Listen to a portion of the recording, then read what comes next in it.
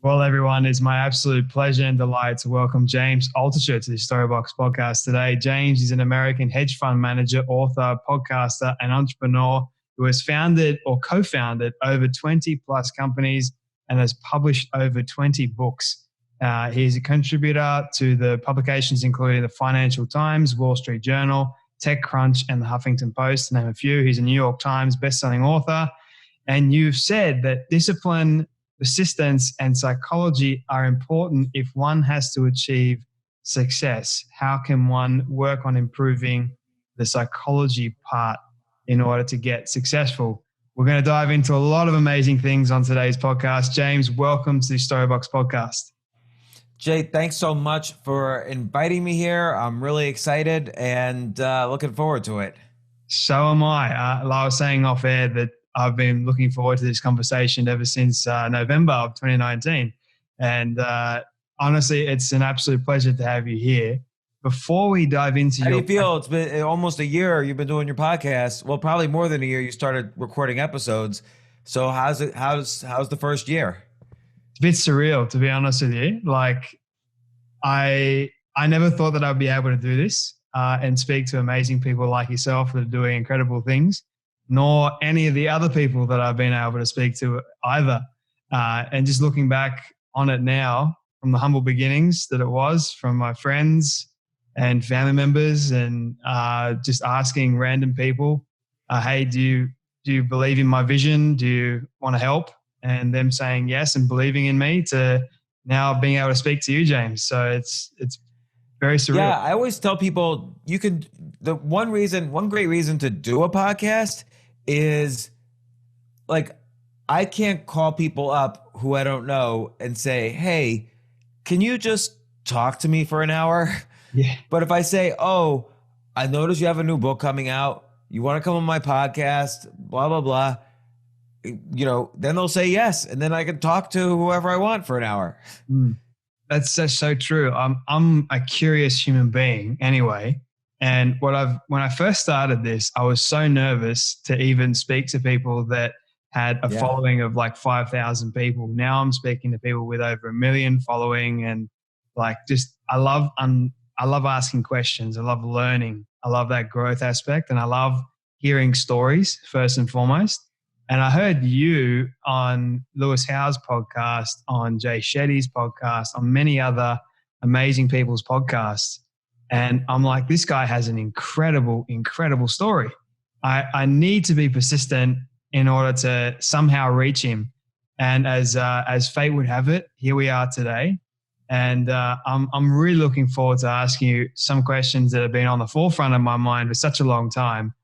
One of them being, James, I normally ask this question to all my guests at the start, but I'm curious to know your answer to it, because I mentioned it in the beginning about how in order to achieve success. But what does success now look like to you? Well, I think, success is a weird word, because I think some people say, oh man, if I make $1 million, that's success, I'm successful. Or, man, if I get on the New York Times bestseller list, or if I have a TV show, or if I'm the CEO, or if I get a great job, there's no real answer. So I always get back to, what's the foundation? So the foundation is, because if you're, let's look at a couple of things. If you're physically healthy, that's a good thing. That means you can wake up, you're not in pain.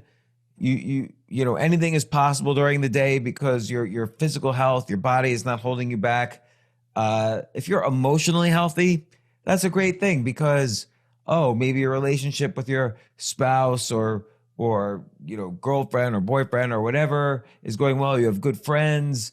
You like your community that you live in.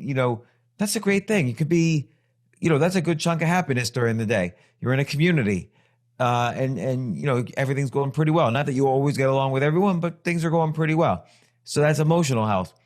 If you have creative health, that means whatever it is you're interested in and good at and getting better at, you'll be creative. Like if you love playing, poker or chess, you'll be more creative than your opponents. If you love writing, you'll have creative ideas. If you're an entrepreneur, you'll come up with ideas nobody's ever thought of. So if you're creatively healthy, that's a great thing. If you're spiritually healthy, and I'll explain what that means, it's not like or it might mean, but it might not mean you get on your knees and pray to God or Mecca or whatever, or it doesn't necessarily mean you meditate. It just means the simplest definition might be you're not trying to control the things that are out of your control.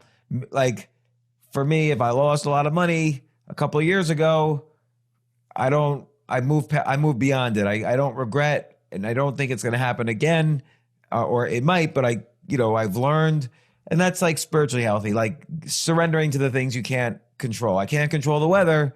And so if the weather happens, the only thing you can really say is good. And that's, if you have those four things: physical health, emotional health, creative health, spiritual health, then forget about success for a second. How can you fail? Like a car can hit you, but chances are with all those four things, you have less chance of a car hitting you than if you don't have those four things, and so on. Your spouse can cheat on you. But again, if you have those four things, it will affect you less than if you don't have those four things. You could lose some money in the stock market today. All right, no problem, because you're creative, you have lots of things going on, and you're healthy. You go play tennis at night or play basketball or whatever. You're creative. You jot down ideas for new ways to make money. And you lost the money, so you're spiritually healthy. You have no control over what happened in the past. So again, it's harder to fail if you have that foundation. And then above that, like imagine it like a pyramid. Like that's the first layer of the pyramid. And then there's a bunch of layers above, and everybody could decide what it means for them to do those layers. Like, okay, I have that foundation. Now I want to write another chapter in a book. Then maybe that's the next layer. Now I want to come up with a business idea and work on that business idea. That might be the next layer. Now I might want to make some money or meet someone who I'm going to fall in love with or whatever. That might be the next layer. But the foundation, you can't get those other layers, however you define it, unless you have the foundation. Also, the foundation is the one thing you can't change. You need that foundation to build above it. Else you've got no infrastructure inside. And that's the infrastructure for success. I like that. You mentioned, I was reading on your website in the About section, how you said that discipline, persistence, and psychology are important to achieve success. And you mentioned there that you got to be healthy in terms of mind, body, and spirit. And I'm curious, why is these three that you picked, especially persistence, why are those three important for achieving like mind, body, spirit in terms of success? Yeah. So with persistence, you got to be, it's one of those words that you have to be careful with, because everyone says, persistence, you get nowhere without persistence, but you could also persist on the wrong things. Yes. So if I have a business that's not working, I shouldn't just say to myself, oh gosh, James said persist, so I better keep working on it. No, if it's not working, quit. But persist in always trying to improve this foundation, always trying to improve your ability to come up with good ideas, always trying to improve your relationships with your friends, family, community, social media network, country, world, whatever. Persist in, learning how to, roll with the punches, persist with being in good health and so on. Those are the things you can't give up on. You can't give up and say, ugh, that's it. I've just tried 20 businesses in a row. I'm just dropping out. I'm just giving up. You can't do that. So persistence is a tricky word. You have to have the knowledge, the emotional knowledge, the physical health, the creative knowledge, and so on, to know what it is you should persist with. But if you love something, and it doesn't matter if it makes money or not, you want to get better, you have a setback, a failure. By the way, anything that's worth loving, you're also going to fail quite a bit at. So you have to be able to persist to get good. So let's say let's say I'm 50 years old and suddenly I decide I want to be a rapper. Okay. And everyone says to you, what? You're a 50-year-old guy who's never rapped in his life. How you gonna be, you don't know anything about music. How you gonna be a rapper? All right, well, but I love it. I want to try. Um, so maybe I practice writing lyrics. I listen to a lot of rap music, so I hear the cadence and the rhythms and the rhyme schemes and so on. And I'm like, oh, I like how Ice Cube does it. I like how JDZ does it. I'm gonna imitate them. I'm gonna try to learn from them. They're gonna be like my virtual mentors. So you start doing it, and let's say then you write your own lyrics, and now you want to show your friends. And so you book a gig at a bar and all your friends are there and you totally bomb. Like you just it's horrible. You're embarrassed. Your friends are all laughing. They think it's just a big joke and it's awful. But you love it. So persistence is the next day waking up and like, oh, that felt so bad. That felt like failure. I had nightmares. All my friends are calling me up today laughing. Persistence is getting back up, writing more lyrics, listening to a recording of what you did the night before so you could see what went wrong and what went right, and just doing it again. And then if you fall out of love with it, that's fine too. You know, maybe you take a break or maybe you fall out of love with it permanently. And, persistence is just when you love doing something and you have a good feeling about it, it doesn't matter what anyone else thinks. It's you keep improving at it. Like, for instance, for the past 5 or 6 years, I've been doing stand-up comedy. Now, I don't make any money at it. I mean, I do a little now, but it's not something where that's how I make a living. But I there were times, particularly in the beginning, where, man, I was heckled, I was booed, I bombed in front of friends. It was horrible. It was a nightmare. And I would think to myself, that's it. I'm never going to do this again. But then you wake up in the morning and you're like, no, I love it still. And so you try to get better. Again, like I watch the video of what I did. I listen to comedians. I try to write jokes. And then I just go back up there, even though it's painful. And again, this is a critical thing to know, which is that anything worth doing means almost by definition that you're going to fail at it. Otherwise, if it was so easy, everybody would be doing it. And then, it's not really worth doing then. If all 6 billion people on the planet are doing something, how are you going to be special? You can't. I really like that because for me, I have on my Instagram bio, this is my philosophy that I live by. And it's one of the biggest reasons why I'm able to do what I do today and get where I am today. I'm still not anywhere there, but anyway, it's be persistent to remain consistent at the things that you want. And yeah.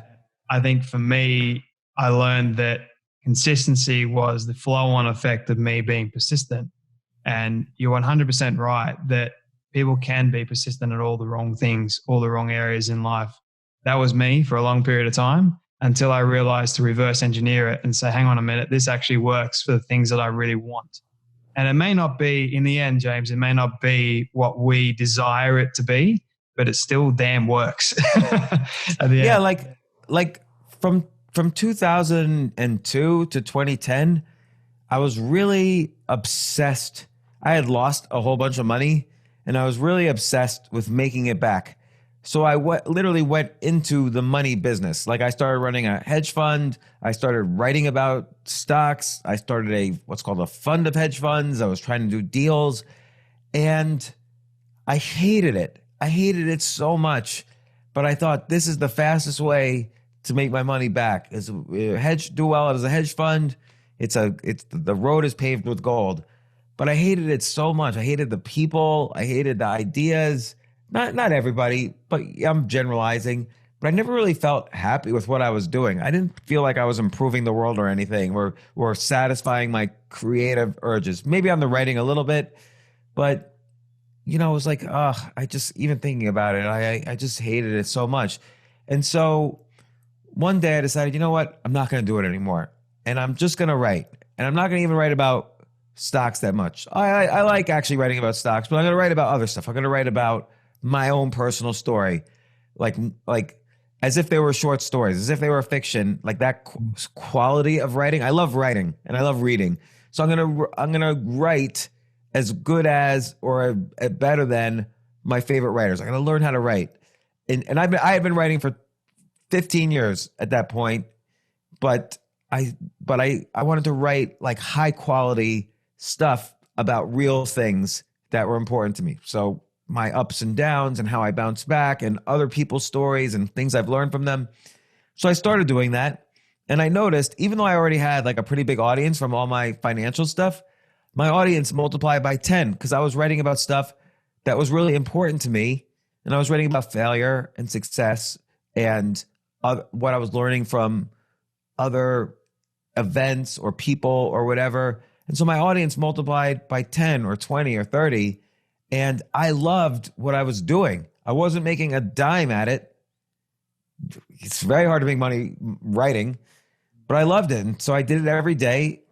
And because of that, over the next 10 years, which now is 10 years later, I was really finding a lot of success because of my writing. Not that I was getting paid to write a blog post. No one ever gets paid really to write a blog post. But opportunities would come up and my creativity was getting better and better and my emotional life was getting better and better. So I was happier. People wanted to give me opportunities. And if I liked them, I would work at them. Or I would just get good opportunities to invest in. And then I would continue writing. I write every day still. I've written like 2 articles today. Wow. And that led to podcasting, which my podcast makes money, but I always pour it back into improving the quality of the podcast. So I have not personally made a dime on my podcast. But again, it leads to other things. When you do the things you love, even for no money, it leads to opportunities to make money. Yeah. The money's always going to come. And I think if we chase it, then it will come. But oftentimes, if it's not what we love doing, we can feel miserable. So what's the point? Yeah. And I had a couple of questions coming out of that. One of them was, you mentioned creativity and you're able to be more creative and you're able to write. And I'm curious to know, what does creativity actually mean to you? And how can we be more creative in our lives? Yeah, I mean, creativity is really interesting because, you could be creative and say, oh, I just like doing creativity for my own self, but ultimately when people are creative, they want other people to see what they're creative at and they want to be good at it. Like, I can maybe, let's say I love painting. All right, I could paint every day. Maybe I'm horrible at it and I don't care. But most of the time when you really love something and you want to be creative at it, A, you want to get better, and B, you want people to like what you did. It feels good when people say, oh, that's really beautiful or that's really artistic. And finally, it's kind of nice if you can make money at it. So there's a lot of different ways to define creativity, but I'm going to go down one direction. There's other directions you can go. But let's divide creativity into 3 parts. So there's the skills of being creative, of like, how are you creative and what does creativity mean? How do you be creative in general? So there's the skills like, how do I paint? What's a good painting? How do I get better at painting? Then there's the domain. There's like, the world of painting. So like, I'm going to study, here's what Picasso did. Here's what Van Gogh did. Here's what Andy Warhol did. Here's what all the virtual mentors that I admire do. And then you start getting better and better in the domain of painting. And then there's the field. So, okay, where's the closest art gallery? Who are the current top painters? Do I have anything where my stuff's like as interesting as theirs, but even more unique or whatever? So you understand the field, because the more you understand your field, the more you'll be able to judge how to get success. Oh, this is the biggest, art dealer. I better meet him and show him my stuff. So the field, so your stuff gets out there. The domain, so you can get knowledge. And then you work on creativity. What does that mean? Well, you buy a bunch of paintbrushes and you play around and you experiment and you look at paintings and you just get more creative. You come up with ideas. So one way I exercise creativity is if someone asks me, well, I'll put it different. If every day, and I've been doing, this is the discipline part, every day, every morning, for as long as I can remember, I write down 10 ideas a day. I don't write down 10 good ideas. I don't write down 10 ideas for businesses that I'm going to start or investments. I just pick a category and I write down 10 ideas. It could be 10 ways to, 10 different types of fashion lines I want to start. I've never started a fashion line, but what the heck? I can come up with ideas. 10 ways for Google to improve their search engine. 10 ways I can write better. 10 ways to make money from a podcast. 10 ways, I could, 10 jokes I want to try for stand-up comedy, or 10 books I think are the best books ever. So what that does is it exercises my idea muscle. A lot of people think, oh, I really want to be creative, but I want to just be by the Eiffel Tower and in Paris and and it's a beautiful summer day and I set up my sketchboard and I start painting and inspiration will hit. No, that's not how it works. That's like saying, I want to run a marathon, but I don't really need to run until the day of the marathon. So you're going to crap out after the first mile. You won't be able to run the marathon. The idea muscle has to be constantly exercised because like any other muscle, it atrophies within a few weeks. If you don't walk for a few weeks, you'll need physical therapy to walk. That's how fast muscles atrophy. Same thing with the idea muscle. So I keep my ideal muscle exercised by simply writing 10 ideas a day. And sometimes, or most of the time, sorry, I'm just reaching for something.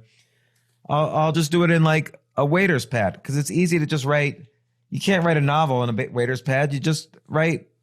It's very thin. You just write. You can put it in your pocket. You write 10 ideas down. So I always read a little bit when I start the day just to get the kind of my mental juices flowing, and then I'll think of an idea of what the category is. What am I going to write 10 ideas about? Like this one's titled Cities 2.0. So this could be, here's 10 ideas about the future of cities. What else do I got in this pad? Both these pads I just started.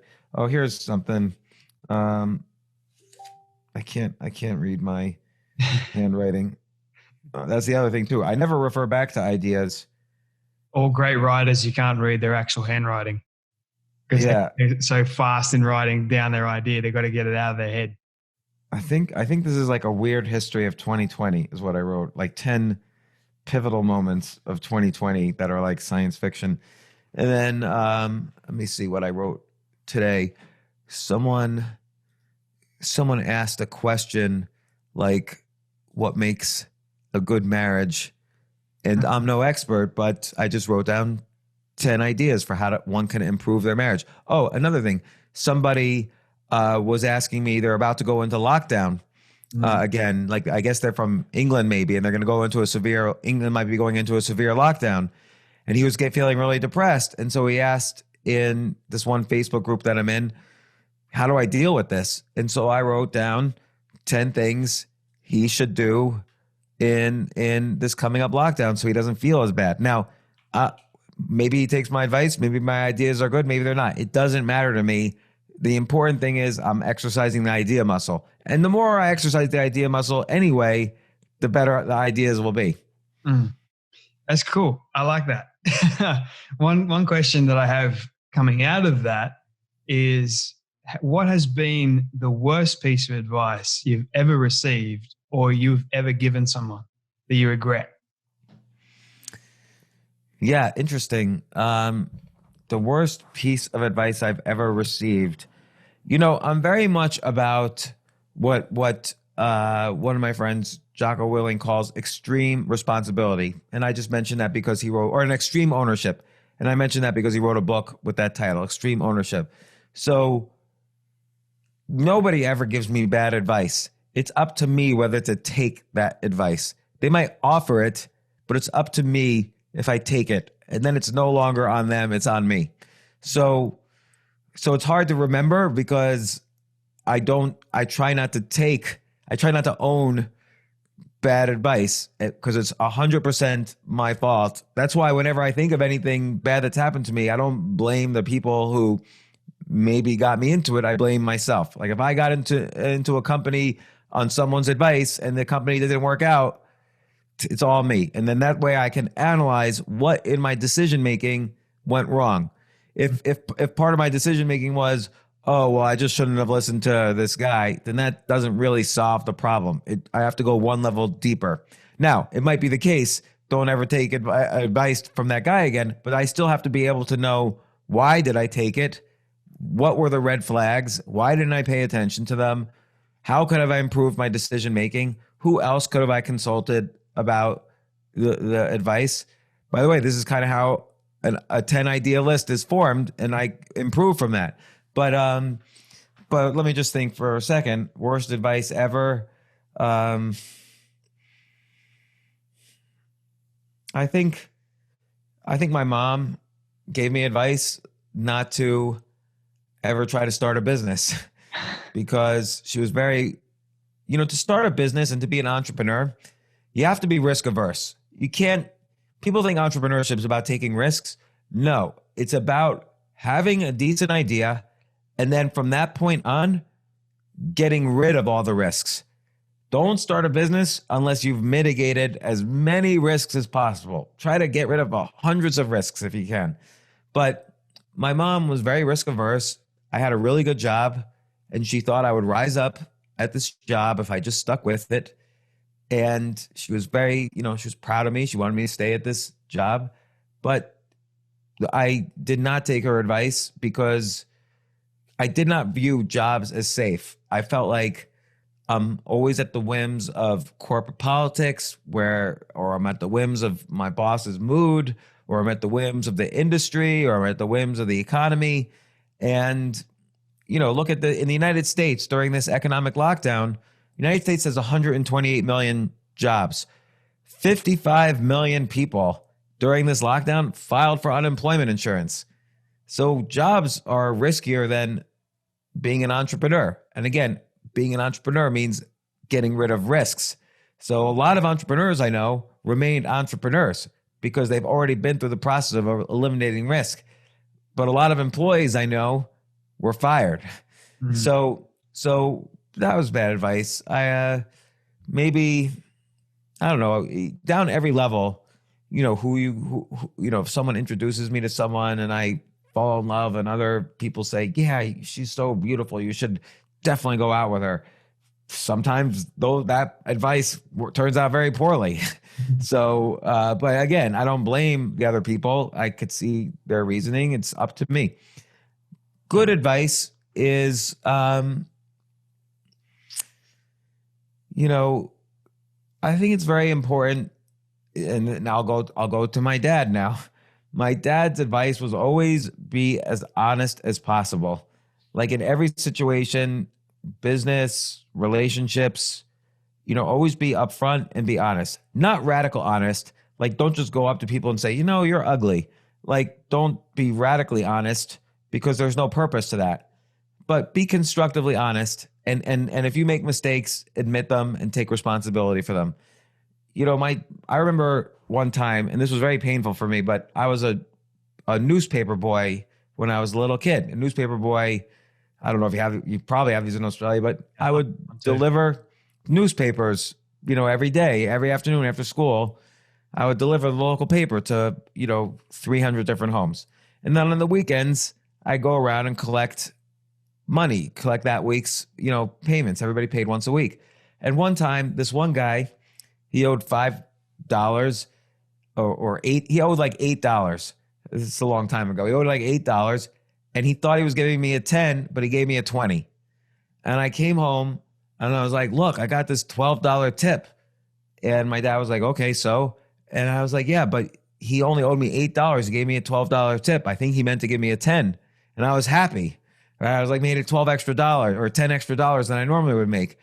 And my dad said, okay, get in the car.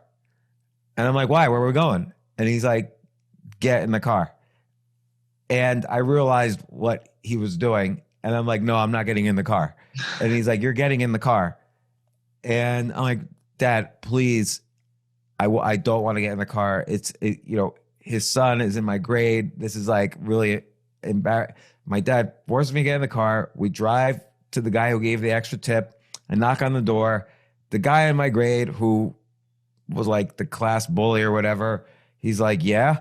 And I'm like, is your dad here? And his dad comes, and his dad's like, I already paid, right? Like, what's up? And I had to say, look, I realized you paid $10 more. Here's $10. And he's like, oh, okay, yeah, all right, thanks. And he just takes $1 and closes the door. And then that was that. But I was like horribly embarrassed. I didn't want to do it. But look, that's the one story about being paperboy I remember, other than asking out every girl on my paper route and being rejected by all of them, which is the other thing I remember from that paper route. But yeah, so, and honesty is really important, because then people know that if they need something, or if they want to work with somebody whose opinion they can trust, who's not going to screw them over, who's whatever, they know that they could trust me. And so when I started writing this really personal stuff like 10 years ago, I would write how I failed at this, I failed at that, I messed up this. You know, I would write all these really, nobody was writing this at the time. Now people write it like this. I don't want to say I started that, but it just became a thing that people would write about failures.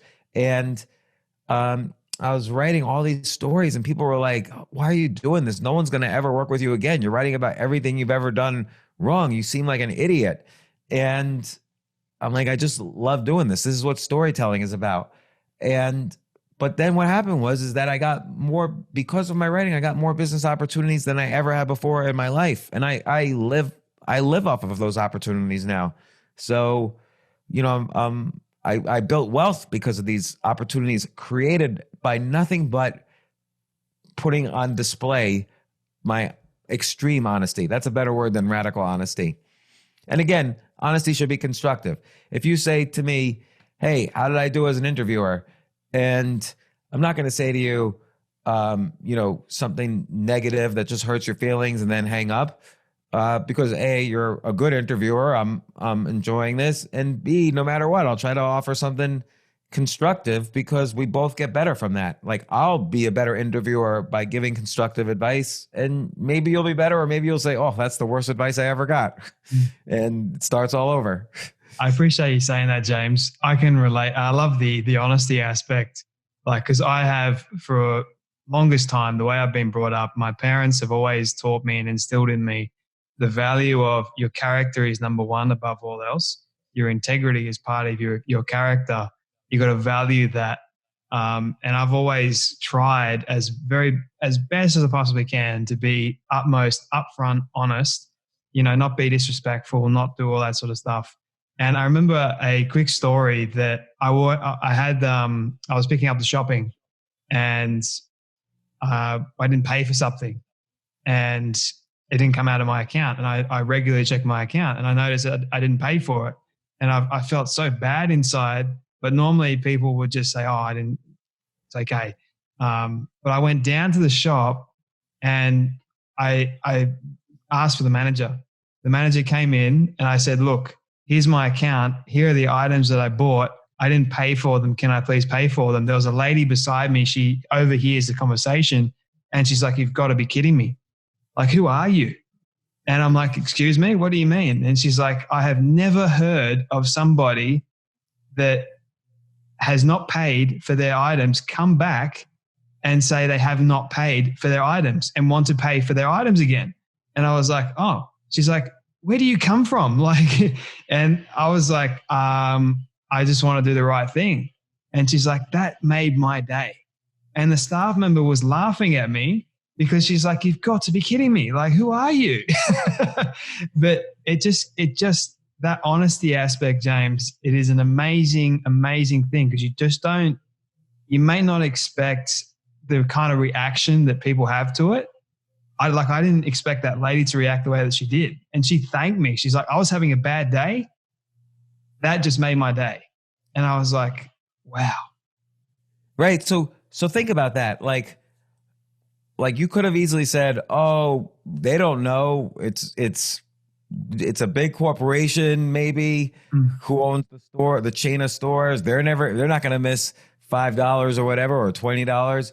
Uh, next time I'll just make sure I pay, and I won't do that again. You could have said that. And by the way, no one would have faulted you for that. Like, that's fine too. That's how life works. Because sometimes probably people don't pay you, and it's an accident. You can argue to yourself. It all balances it out. But you got some, and also it's not like this was an act of honesty that was going to get you an opportunity or anything like that. No one would know about it. But here's what it got you. It got you. You were having a bad day, so it got you out of the house, and you did this, and she was happy. So that's a dopamine hit. You get dopamine when when you start to rise up in the community, and your brain doesn't know what you did. It just releases dopamine when when you can anticipate somehow greater involvement in the community. So you get dopamine, and it feels good. It's a happy neurochemical. Then you got a compliment, and that feels good. It made your day. So you got out of a kind of a depressive day. And by the way, you also got a story to tell. So that's a tangible benefit. Stories are valuable. And so you got quite a bit from one honest action. Mm. And that's why I encourage young people as well, no matter what situation you're in, always value your integrity. Because I was in real estate last year, James, and there was a couple of moments where my boss wanted me to lie for the sake of a sale, for the sake of $1 million sale. There was one particular day that he couldn't sell this particular property. He had one buyer. She was on the fence. She was trying to decide whether or not she wanted to spend a lot of money, because the property was not worth that amount of money that the vendors were asking her to pay. But she was a real estate agent too, which was an interesting thing. And my boss was sitting in the room with her for over 2 hours, just literally yelling and screaming. And that was his tactic for some reason. It never really worked that well. But he called me into this meeting, and he's like, I want you to say that this property, you love this property. I want you to say to this lady that it is worth this amount of money. And I'm like, I can't do that. And he's like, why not? You're my employee. You need to say this. Otherwise, we're not going to sell the house. And I said to him, okay, let me go in there. And I look at her, and her face is like she's startled, like she's upset, clearly. And I ask her, do you want this property? And she's like, I do. I really, really do. I said, how much would you pay for it? And she said, I'll pay this much. And she goes, I go to her, well, then that's your offer. And I walk out. And my boss, the look on his face, he almost fired me on the spot. But I was honest. I didn't give her any advice on saying, look, it is this much. I asked her and said to her, you pay what you feel like you want to pay. Don't listen to my boss. And then I wanted to keep my integrity intact. Well, regardless of what I thought, the main thing was keeping her at a place where she was happy to pay whatever she wanted to pay. My boss almost fired me after that. if she had agreed to something she wasn't happy with, at some point she was going to get buyer's remorse before the deal closed. And so you would waste a lot more time, and still the deal wouldn't close. Yeah. So it's not like you can convince, like sales techniques are important, but they only go so far. Someone has to actually, want to solve some problem that you're solving. And if they don't, maybe you can convince them for a day or two, but in the long run, it's not going to be good. But how did that job end? I wasn't fired. I confronted him and I said, I'm not going to lie for the sake of a sale. I said, I'm not going to jeopardize who I am as a person, what I believe, for the sake of a sale, regardless of whether or not you claim that you work for the vendor. I said to him, we work for people, regardless. Like real estate agents have always said to me, we work for the sale and the deal. And I said, that may be true, but ultimately we work for people. Without people, we wouldn't have the deal, because people are the ones that are buying from us or buying something. So I said, you value them you're honest to them, if they can see it, then they're going to want to come back to you later on. And that's what happened. Like, she came to me later on. She's like, Jay, what do you think of this? She asked me for the advice. She didn't ask my boss, because my boss had spent 2 hours literally verbally abusing the living crap out of her. And I was in the other office listening to the conversation. I couldn't believe it. And then, right. And let's say you do this 1,000 times, right? What's going to happen? Well, people like her, some percentage of those 1,000 are going to come back to you and say, hey, Jay, what do you think about this? And other people are going to say, hey, Jay, can you evaluate this business opportunity for me? I'll give you a small percentage of it. Or some people might say, hey, can you help me ghostwrite this book? I really like how you think about things. I'll pay you. So who knows? You could maybe, it turns into, again, honesty converts into opportunity. yeah, Let's say every entrepreneur, every businessman has to occasionally fire people. And you can fire people in various ways. But if the best way is to say, listen, this, and this is not really working out. I don't know how you felt about it. I can't afford to, which, for every entrepreneur, you can't afford to pay people to do a bad job. And you could say, look, somehow it's not working out. I don't know what it is. Maybe you do, but I can't afford this anymore. I can't afford to work with you, but happy to help you find some other opportunity. I want to continue the relationship somehow. Whenever you need me, I'm here. But this particular situation is not working out. I'll give you double the severance that was in your employment contract because I want things to work out for you. But you just have to be, that kind of honesty. Then these employees don't start talking behind your back, or they don't, or maybe later on they're working for a boss and they can another boss and they convince that person to do business with you. You never know how having difficult people call conversations. There's a name for it, difficult conversations or crucial conversations. Why are they difficult? They're difficult because you're saying something negative and you're uncomfortable about being honest about it. Like, let's say a breakup or a firing or criticism or, I didn't get a job done. I messed up. When I was running a hedge fund and calling somebody up and say, oh, we were down this month. I made some mistakes. That has more value than making money for them. So just being up 1% for somebody in a month, okay, whatever. But if you call them and say, listen, I was down 5%, I miscalculated, Walmart's earnings or whatever, and I learned from it, but you're down 5%, more often than not, they'll give you money right there on the spot to invest. So you just never, honesty is difficult in a lot of situations, but it's also very worthwhile for many, many reasons. Mm.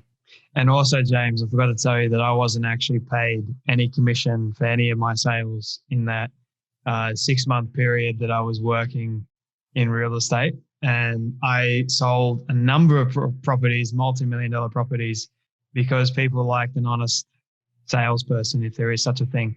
They like someone that was vulnerable, someone that wanted just to help for the sake of helping.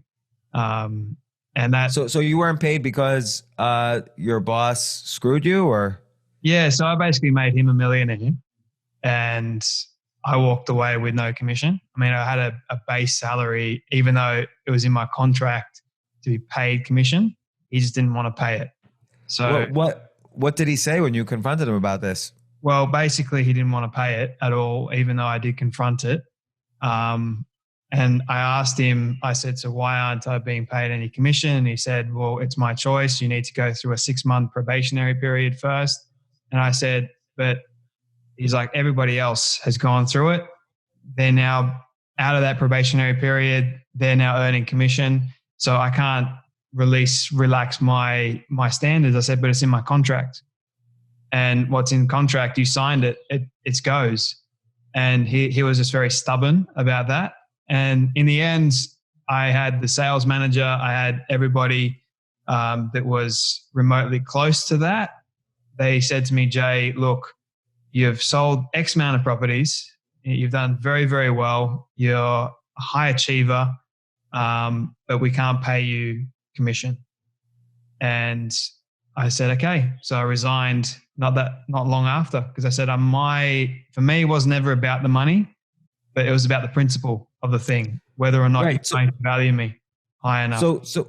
So here's the thing. Obviously, this guy was a bad guy, and this is not advice, because I've been through that, what you just said you've been through, and I went through it for like a good 30 years. Wow. And with different people. And it took me a long time to realize that a really important role of business and relationships, and well, business is all relationships, right? So at least in terms of, not product development, but, who you work with, who you sell to, who your vendors are, who your bosses are, who your investors are, who your employees are, who your customers are. There's a lot of relationships in business. And of course, there's relationships in outside of business, like your emotional relationships, family and everything. But a big role in business relationships is one strike and you're out. People will always tell you who they are. They'll tell you right away, one way or the other. You can't hide it. It's too much work to hide it. They will always tell you who they are. And once you see one bad thing, that's who they are. And you have to not work with them after that. Like it's no harm, no foul. You just leave. And it took me a really long time. I kept trying to think to myself, well, that opportunity messed up, but this guy's got another opportunity even bigger. So do I leave now when he just has this bigger opportunity, or do I take my chance that this is the big one? It's never, ever, ever the big one. It never gets better. I used to have a 3 strikes and you're out policy. Now it's a 1 strike and you're out policy. It never gets better. That's what I noticed as well. But even when I left that company, James, I felt this incredible sense of peace, like and satisfaction, like I did the right thing. And, I've been looked after, and I wouldn't be able to do this, wouldn't be able to speak to you if I didn't leave that place. Yeah. So it's an amazing thing how life works out for us in our favor many, many times. I'll tell you one little story. Please. One time I was offered a position. I don't want to call it a job because it wasn't a traditional kind of job, but I was offered to be a partner in this, what's called a private equity firm. And potentially I could have made a lot of money. If you're a partner in a private equity firm and it does well, you make millions and millions of dollars. And I was flattered to be asked to be a partner in this firm. So the first day I go into the office, there's my name on a door. I have my own office. I have a secretary. It's a big fancy, the building is it was the tallest building on Wall Street, is the Trump building on Wall Street, on 40 Wall Street. My office was like on the, 50th floor or whatever, great views. And the second day I go to the main guy and I'm like, look, we haven't really spoke about my compensation. Like, how does this work? Like, do I get a base amount of money and then I get a percentage of the profits of the firm? And do I get more if I bring in the deal? And on and on. And he said, James, just trust me. And so when someone says, James, trust me, he didn't answer my question. My question was, what do I make? And his answer was, trust me. That's not an answer. If the answer was, oh, here's how we structure compensation, he would have said that. If his answer was, oh, this is what we typically do, this is what, the possibilities are, he would have he's running a firm. He would have had an answer if there was really an answer. So saying trust me tells me that there is actually no answer to my question. And I didn't know him long enough to trust him. So the next meeting, right after that meeting, was a meeting I had set up with a bunch of Brazilian investors who were presenting deals to us. I had set up the meeting. And I remember my suit jacket was in my office. I was wearing a suit then. And I was in this meeting. And after like 10 minutes, I just felt like I didn't want to do it anymore. And so they said, excuse me, I got to go to the bathroom. So I got up. I left the meeting. instead of turning left towards my office or the bathroom, I turned right and I walked to the elevator. I took the elevator down 50 floors. I went on the subway, took the subway 80 blocks, took the train an hour and a half to my home. And I never went back to that office, and I never spoke to them again. He called me every day for like 2 months. I should have told him I was uncomfortable with working there, but this is my bad habit, is that I tend to not want to talk to people ever again once their one strike happens. And so that's a bad habit that I've been trying to get over. But that was my one strike and you're out response, which is, okay, he showed me who he was. It's over. And so I basically just left. I left my suit jacket in the office. I had some books there. I left them in the office. I just never looked back, and I never went back, and I never talked to them again. You ripped off the Band-Aid. Well done. Yeah. Yeah. Because that's happened to me in the past. I've had people say to me, "Oh, just trust me, Jay." And I'd be like, what does that even mean, man? Like, what do you... And did it ever work out with any of those people? No, it didn't. Like, never works out. You end up being more miserable and abused rather than... Yeah. I challenge all the listeners actually to think of all the times when someone has said, just trust me. And I will guarantee you, not once, for anybody listening to this, I guarantee you it has never worked out. There's that just brought up my worst piece of advice I've ever heard. Just trust me. Oh, it makes my skin crawl to this day. The stories I could share. Oh my goodness. James. What's the story? What happened? So I was 14, I think I was 14 or 15 years old, and I was... and a car pulled over and said, I have some candy. It's going to be okay. Just trust me. Take down your pants. It's fine. No, I'm just kidding. No, not that bad. But basically, it was pretty much there's a guy from my church at the time, and I didn't have a job. And he wanted to be quite my mentor, plus give me a job. And I was like, sure. So he tells me to get in the car, and then he's like, I'm going to look after you. Just trust me. And I'm like, what does that even mean? And he was like rich, successful. He drove a Mercedes Benz, and he was all that. And I was thinking, great, you're successful. I want to be successful too. So when he said, just trust me, I thought he's going to make me very, very rich. Sure. We get to the office, and he's like, here's what you're going to do. I'm going to give you a job, and you're going to clean this office. It was a huge office. And I was like, sure. How much am I going to get paid? I didn't know. He's like, just trust me. And I was like, okay, fair enough. I respected him enough. I trusted his judgment on money and how much he thought it was worth. I was paid, James, I worked 3 to 4 days a week. In a fortnight, I was paid anywhere from $200. And I was working anywhere from 3 in the afternoon till about 7 at night. Sometimes it would be 9 at night. And I was paid barely anything, and I was abused like you would not believe. And he was the man. One day I was cleaning. So basically you were making the equivalent of something like $2.50 an hour. Pretty much. Yeah. Nothing. Which is so wrong. And I didn't really know how to confront him about it. I was so scared, so nervous. And then one day I just had enough, because the catalyst was I was cleaning the bins, and I had a massive black garbage bag in my hand that was full. And I had just made a movie for them and paid very little for that movie. My boss sees it. He walks out. There's a client of his in the waiting area, and in front of the entire office, he says, I just saw the movie that Jay made. I don't like it. He's never going to be a filmmaker. He's never going to amount to anything. Ooh, the sheer pierce to the heart that I got, and my stomach just dropped. I felt like this small. I'm like, no, I'm done. I started rebelling against him. I started showing a lot of attitude after that, because I just had enough. He was not valuing me as a person.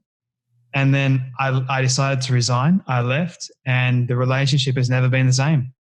And since. Yeah. Well, so here's something else, which is mentorships happen naturally. No one says, I'm going to be your mentor, because there's no such thing as, oh, this is my Mr. Miyagi, like this is my mentor and I'm the mentee. That doesn't really occur in real life. Like what happens is that you start working with someone younger, or if you're young, you start working with someone older, giving them ideas and advice. You try to kind of step up to like if you're looking for a mentor, you try to step up to their level and you try to provide value for them without them asking, and you get noticed by them, and they start commenting on the value you're providing. So it's just, there's no business relationship. It's just you're trying to offer as much value as possible to someone you admire, and if they respond, they give you good advice, they kind of improve what you're suggesting, and maybe that could turn into a working relationship. Maybe it doesn't. It just becomes a friendship where they're providing value. When you're a mentee, someone being mentored, you're providing value for them too. You might even be providing more value for them, because that's how you become noticed by a mentor. But there's no title like, this is my mentor. Like that doesn't happen. It happens very naturally. Like I would say in life, there's a few people along the way who maybe I've been a mentor towards, and there's been quite a few people who have been a mentor to me. And it always started, because I'm thinking of every single example now, it 100% always started because they had no idea who I was, but I would work and work and work and surprise this stranger with value that I've provided for them or created for them or suggestions that I've had for them. And then maybe they're like, who is this guy that gave me these great ideas? And they say, hey, come to my office and let's talk. And they say, I don't really like your ideas for this reason, but what else do you do? And, and then things start to develop either from a friendship direction or from a business employee direction or from just, an idea sharing direction. And a mentor doesn't do too much for you, and you don't do, like, that's not the wrong phrase. It's not like they should feel great about the value they're giving you. It's always equal. Even though mentor-mentee, it feels like the mentor is giving more value. It goes both ways. And the problem here's the other advice about mentorship, is that most mentorships end badly. Yeah. Because what I know from having been mentored many times, when I do mentor, I don't make the critical mistake that I've seen many of my mentors make, which is the whole idea of someone that you're kind of giving value to, who, by the way, again, is also giving value to you, is that you want them to pass you in success. That should always be your thought as a mentor, is that I want this person to be better than me. So what happens in a lot of mentorships is that as you start to pass them or go in different directions, and often this happens in marriages too, or relationships, but with mentors, as you start to pass them, they sometimes resent it and they hate you and they try to sabotage you, or like in your case, they talk about you, negatively, either in front of you or behind your back or whatever. And so a lot of mentorships don't work out because the mentor has ego and thinks that, oh, well, I'm the mentor, I'm better always. But that's not the goal of mentorship. The goal is to have your mentees surpass you, and then you'll never feel that way. And it'll always work out. It'll always work out in ways that surprises both the mentee and the mentor. It's interesting, James, because you've been a kind of a mentor to me from a distance, even though you didn't know that, because of all your content, all your books as well, and all the interviews that you've done over the years that I have ingested and just learned from all your experience and your stories, which I want to say thank you for. You're welcome. It's been quite a profound conversation today. And by the way, I'll say there too, is that people shouldn't ignore the value of virtual mentors. Like, this is the first time we're meeting over, Zoom, and most of my mentorships are totally virtual, where I read books that I love or listen to podcasts or look back through history at people who have succeeded and try to emulate that success. And so most mentorships should be virtual because there's many more virtual mentors out there than actual mentors. Good point you raised there. James, I have 2 more questions for you if you don't mind. We've definitely got to come back and do a part 2 because I feel like I've only scratched the surface. Absolutely. This one is my all-time favorite question. I love asking at the end. So you've been able to reach the age of 100 and your friends have decided to put together a film for you of everything you've ever said and everything you've ever done. Don't ask me how in the world they got all the content. We'll just call it magic. But they've been able to show it to you on your 100th birthday. What do you want that film to say and to show about your life?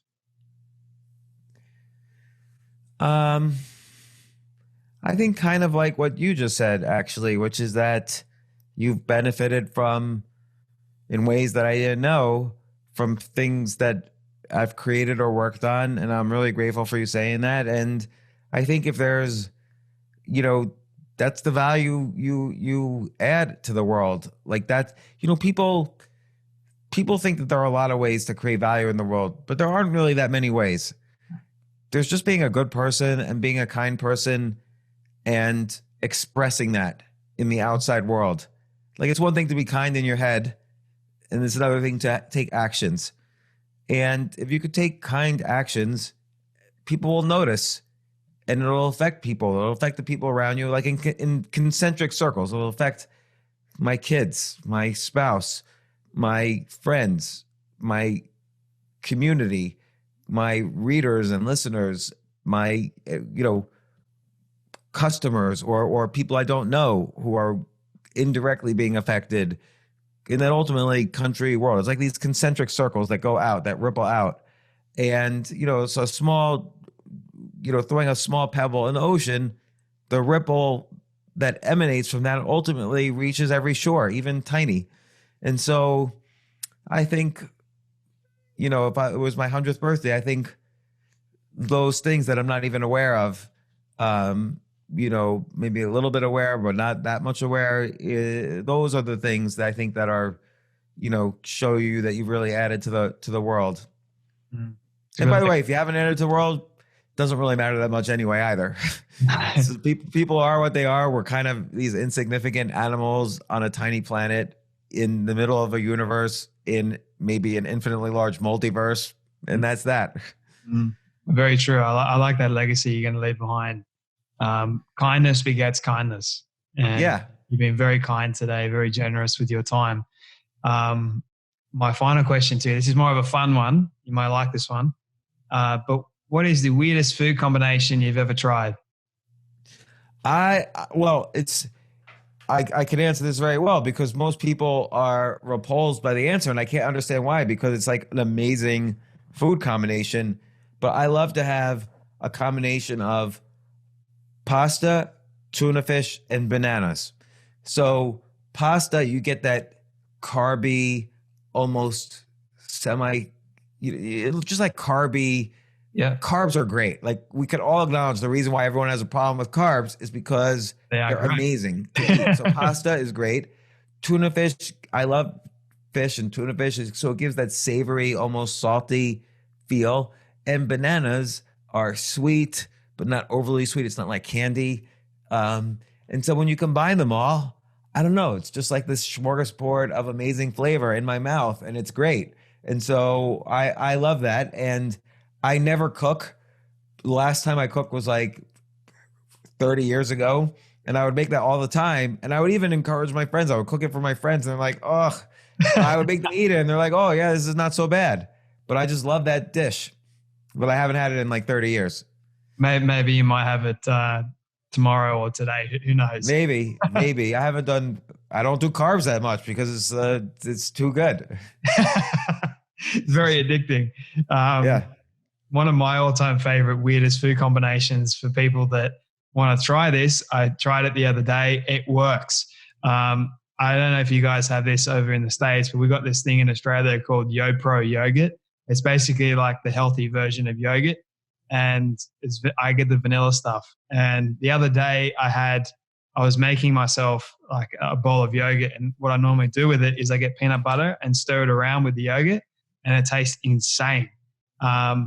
So I was making that, and at the same time, I was eating carbs, which is the natural confectionery lollies, and I had those in my mouth, and I wanted to take a spoonful of the peanut butter with the yogurt, but instead of like the spoon was already full of yogurt in the first place, so I needed to get rid of the mouthful of yogurt before I could dip into the peanut butter and put it into the yogurt. So I didn't want to try it with the lollies, but I was like, stuff it. So I put the yogurt in my mouth with the lollies, and it worked. It tasted insane. I bet you that would work. That sounds like something that would work. They're both kind of have a creamy taste. The peanut butter, peanuts have a good taste. I bet that would work. It was an incredible flavor, and I'm like, this needs to be a business idea for somebody. Like, it's just a great flavor. I'm going to write into the YoPro. But anyway, it's like how Reese's peanut butter cups is like the peanut butter combined with the chocolate. Yeah, and chocolate has that creamy flavor like yogurt a little bit. Not exactly, but they're sort of in a similar family. And well, let me ask you a question. Yep. So it seems like if someone wanted to have an Australian accent, so U.S. accent, I'm up in my nose. I'm a little more navel. Like I say laugh and you say laugh. Right? So that's like laugh here. I'm feeling it in my throat. Laugh, I'm feeling it like in my mouth and nose. So, and then you kind of accentuate the second syllable a little more. Like you say laughing and I'll say laughing. And so I'm more on the first syllable, you're more on the second syllable.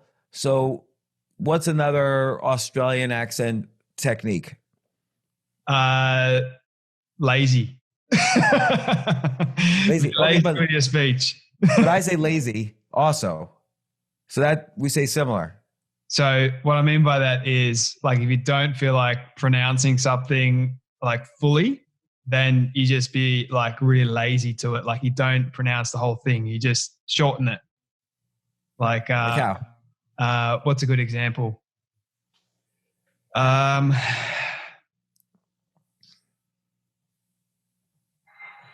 Like, how are you doing? It's like, how you doing?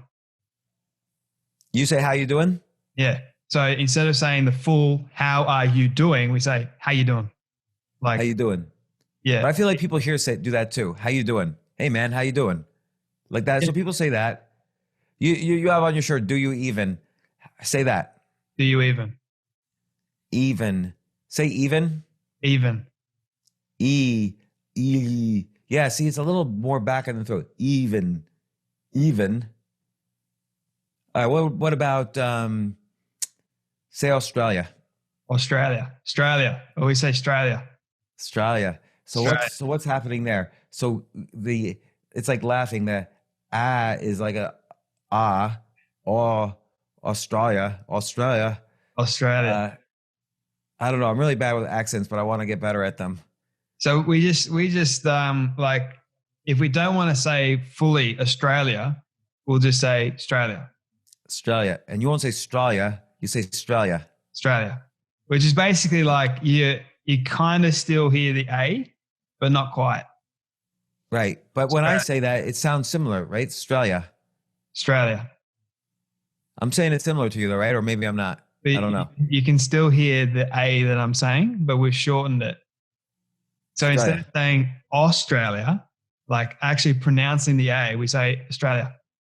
I see. That would be hard. Say the word invention. Invention. That's like American. Yeah. I guess it's close, but there must be a lot of words that are different though. Oh, there's heaps. There's heaps. What else do we say? How do you say good morning? Good morning. Good morning. Yeah, it's pretty much the same, isn't it? No, but you don't say like, I can't figure it. Say dinner. Dinner. It's a little different. You don't say the R as much. No, dinner. Dinner. Heavily focused on the N there. Say England. I feel I'm influencing how you say it by saying it first. Because like I would think you would say something like England. Do you say broccoli or broccoli? Broccoli. I say broccoli. And maybe that's just me, because even my Aussie mates say, why are you saying broccoli? I've never heard anyone say broccoli before. But We'll say tomato. Tomato. Yeah, so that's like kind of a British thing. All right, sorry. Say like potato. Say color. Color. Color. Color. Color. And I say color. So yeah, I'm saying the R more when it's at the end. Color. Say United States. United States. States. States, mate. So I say with the long A as well, but there's something else you're doing with the A. States. United States. United States. America. All right. I'll figure it out. But thank you for the tips. No, that was fun. Yeah. Hopefully it helps. Like I'm trying to get better at my American accent. I can do a Southern, like, yo, Baba, go get me a shotgun. We're gonna kill me some gators. Like, yeah, that sounded very Southern. Full on. That was Southern. Good. We go get me some McDonald's. Oh, that was great. Yeah, that's like deep South. That's like Georgia or something. I love doing it. Like, or say, so for McDonald's here in Australia, we say Macca's. So we shorten the living crap out of it. Right. So that's like the shortening is like slang. Yeah. But then there's the accent behind it. Behind. So your eyes are very different. Behind. And you accent the second syllable a little bit more than Americans do. I don't know, I've just been thinking about this. What are the easy techniques to learn an accent? It's good. I hope you can listen back to this and just hear me talk and yeah. I'm probably not the best example, but there's probably some YouTube videos out there like 6 things and you'll speak like an Australian. Yeah, pretty much, man. I love it. James, thank you so much, man, for your time. All right. Thank you, Jay. I appreciate it. Thanks.